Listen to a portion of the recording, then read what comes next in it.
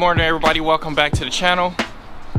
I just wanted to give an update of what's going on because it's taking longer than I imagined, and I also ran into some other problems. Yes, with this. Now, some of you guys that's been with me from the beginning, you know that this car was bad. I mean, it was beat to shit. I will put a picture up and show you what it looked like before, everybody that's new. And I'm fitting on these brakes. For some reason, I got it to go on. Everything was on, and I was spinning the rotor, and it will go, and I'm like, what the hell? So I looked at the caliper, make sure it wasn't too much. What is it called? Powder coat on one side or whatever. I even had cleaned off the ears. Let me show you real quick. So this one right here, I had cleaned it all off because I thought it was kind of like, you know, whack, out of order. So then I was like, well, maybe, no, the rotors are new, so I know that they're not going to be warped. So then I was like, what the hell is going on? And then it hit me. I knew that this car was wrecked, and I think they Dukes of Hazzard this whole thing. So I didn't need a actual caliper measure or anything like that to see if it was true, as in when I spent the rotor. The hub, I didn't even think about it. The hub itself was, I grabbed it and it wiggled just, I mean, a very tiny bit, and they're not supposed to wiggle at all. They're supposed to be, you know, solid.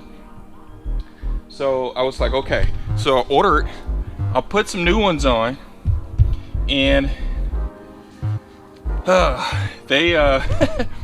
okay. They're okay. Nothing wrong with them.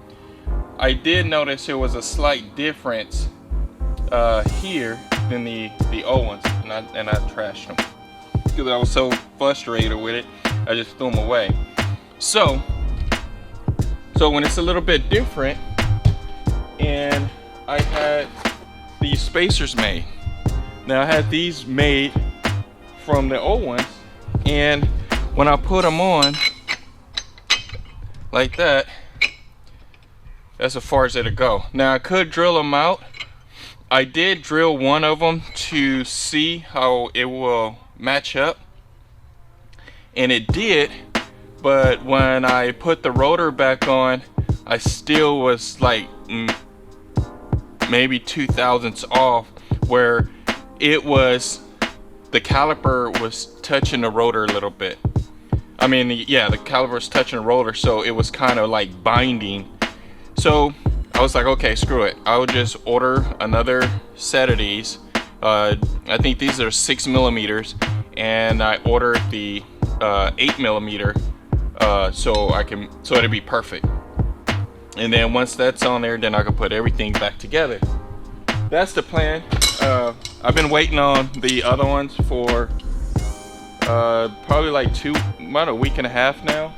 And they said it's supposed to be delivered between February 16th and the 22nd. I was like, dang. Now those, they came in the next day. So, yeah, that's pretty much it. That's pretty much it. I'm at a point that shouldn't take me long to throw together, put it back together, just have a rolling chassis. I'm gonna start pulling this apart. Now I'm gonna start maybe next week. I still got a lot of stuff to do, some other stuff I have to get done, but I think I'm gonna start maybe next week pulling this apart.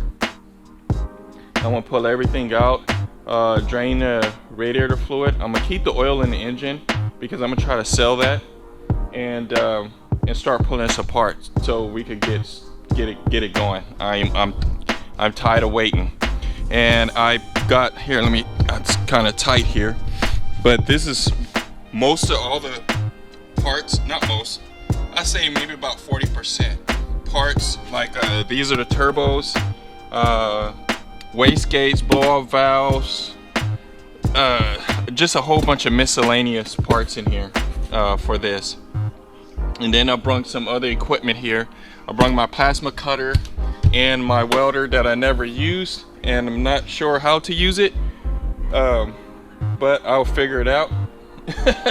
I know how to use this is yeah, that. I can't even think right now because I'm just going through so much stuff right now just to think of what I need to get done. But that's the idea. Back to the old workbench. I got the old workbench up and going. Got my refrigerator. I got my TV. My wrenches hung. I'm not sure what I'm put here yet.